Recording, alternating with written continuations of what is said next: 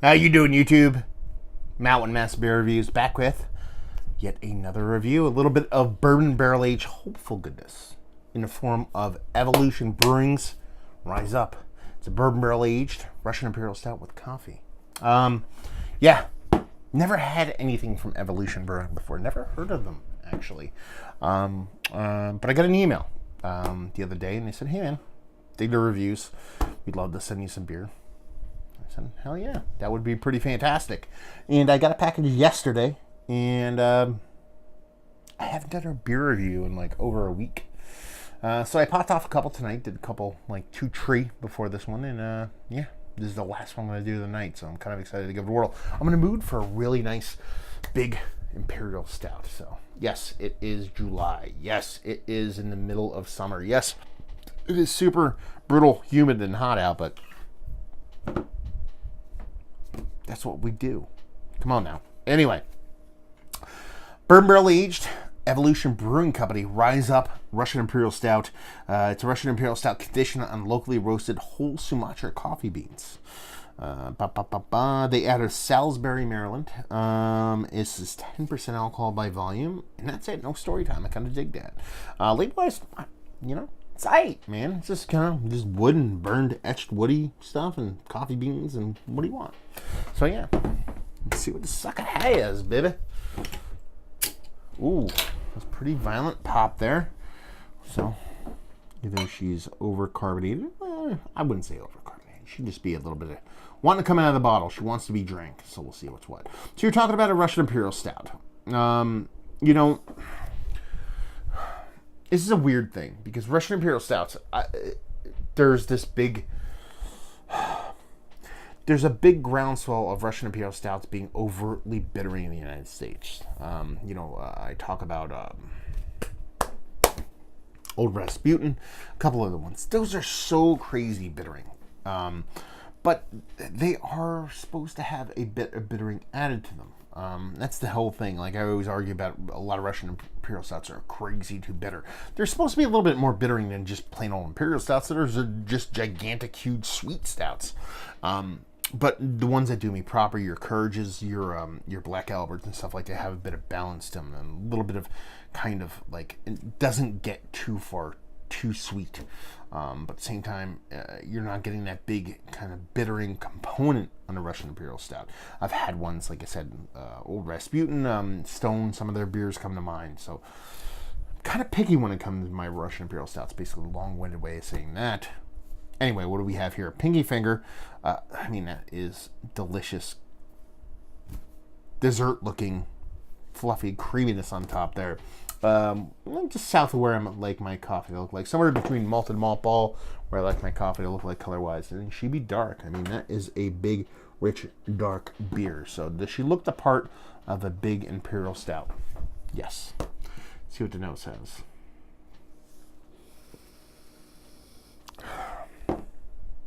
That smells pretty fucking awesome. Getting a soft bitterness there, getting a nice kind of gamut of chocolates through it too. Get a little bit of baker's chocolate, get a bit of semi-sweet chocolate, get a little bit of milk chocolate. It's not just one kind of flat chocolate on there.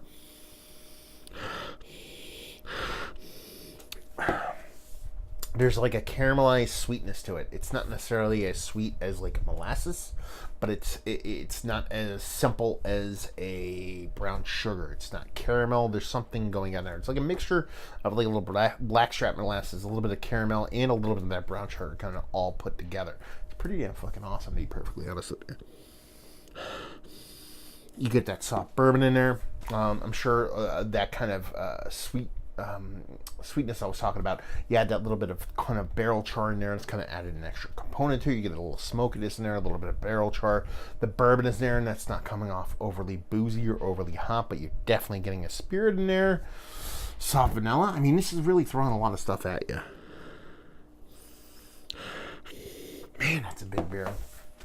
That's big. That's robust. It's not fucking around. It smells, I haven't even mentioned the coffee part there. It's there. So, from the chocolate component of things to the barrel, the vanilla, that sweetness, that kind of soft oakiness, to the bourbon, to the coffee, they're all there. They're all individual. They're all distinct, but at the same time, they're all connected enough. You know what I mean? They're like, instead of being just soft curve of evenness, it's like soft waves of peakness, but at the same time everything's kind of cohesive. It's pretty damn fucking awesome, to be perfectly honest. I'm really surprised. Yeah, she smells awesome.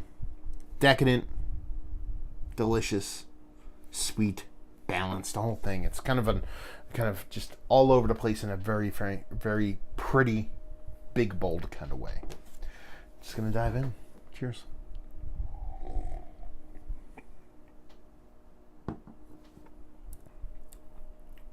Okay. It's nice. Doesn't come as far as what the nose was telling me. Definitely comes off a bit more dry, a bit more bittering.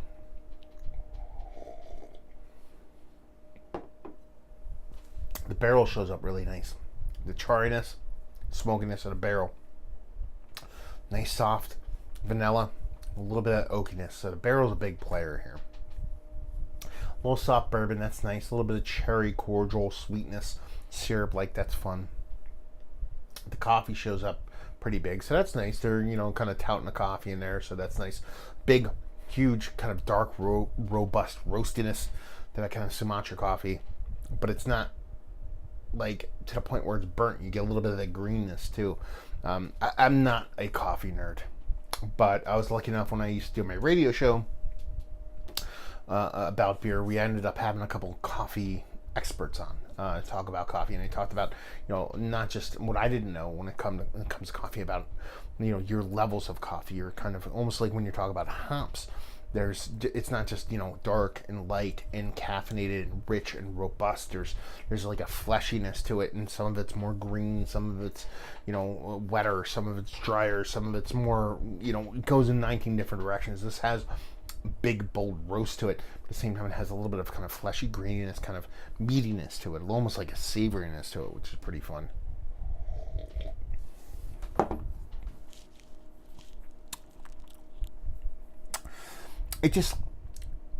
I want a little bit more sweetness, not just because I want a big sweet beer.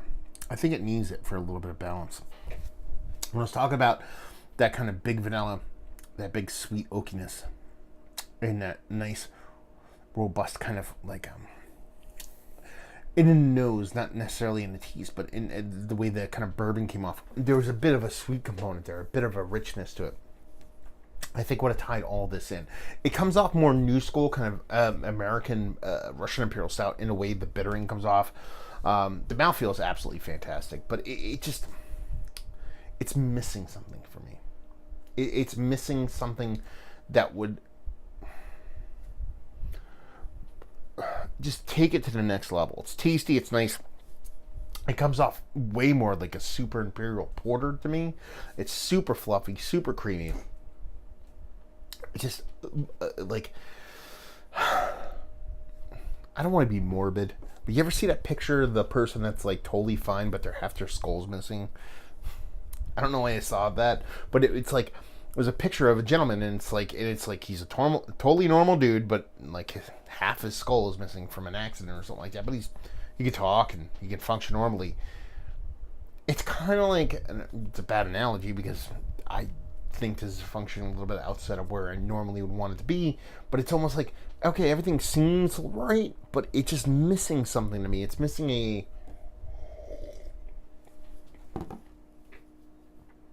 a linchpin. It's not a soul. It's not an identity, because it has its own identity. It has a soul. But it's like just missing a density and a richness and like a sweetness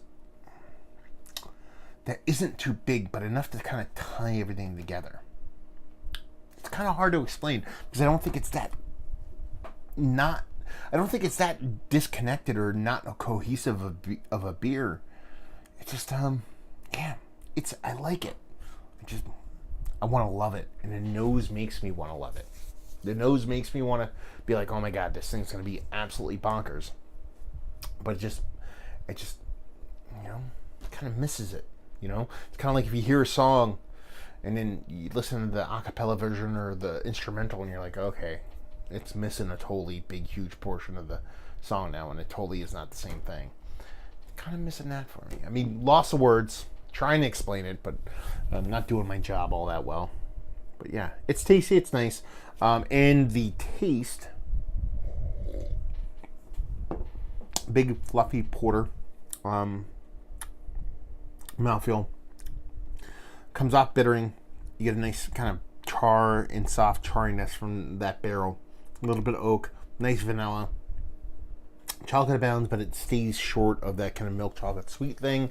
The bourbon comes off in the cherry cordial kind of way, but you don't actually get that big kind of sweetness from the cherry cordial that would have balanced everything off too. And you lack a little bit of kind of sweetness from the stout end of things, the big beer end of things that would have ended up, I think, tying this beer together into one super sweet and beautiful, tidy package. So yeah, it's a nice beer. It's a tasty beer. It's just missing something for me. Let's cut to that chase. Is it one of the better barrel-aged Russian Imperial Stouts I've had as late? Definitely on the outside looking in. Age, I don't know, might do something for it, but man, so close to being like not just delicious, but like otherworldly delicious. Value and availability, no idea.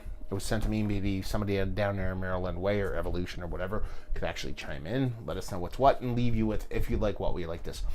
If you like your stouts to come off drier, if you like them to come off more bittering, if you like them to come off not as sweet, if you like a big coffee component, you feel like a big roast component, you don't want that big sweetness there. And you think even some of the more kind of reserved, sweeter beers come off a little bit too sweet. Or let's put it this way, if you want to experience bourbon barrel-aged beers for you, and you think a lot of bourbon barrel-aged beers come off way too sweet, I think this one might actually do you proper, because I think it's giving you a lot of the components that you would get from a big, huge Imperial Stout that's bourbon barrel-aged without that big, huge sweet component. That's a good thing for a lot of people. So if you want to find one that does that for you, this is probably the best example of it that I've had. Just like that missing component to me is deeper than just sweetness, but that is a big core of that missing component for me, even though I can't define it. So there you go. Another review in the books down there if you want to talk about it. Massive Beers if you want to check me out doing the social media stuff. Beer Massive if you want to check me out doing the whole podcasting stuff. And hopefully you guys enjoyed our review. Hopefully enjoying a nice little big bourbon barrel aged Russian Imperial Stout right now. And hopefully see you next time. Cheers.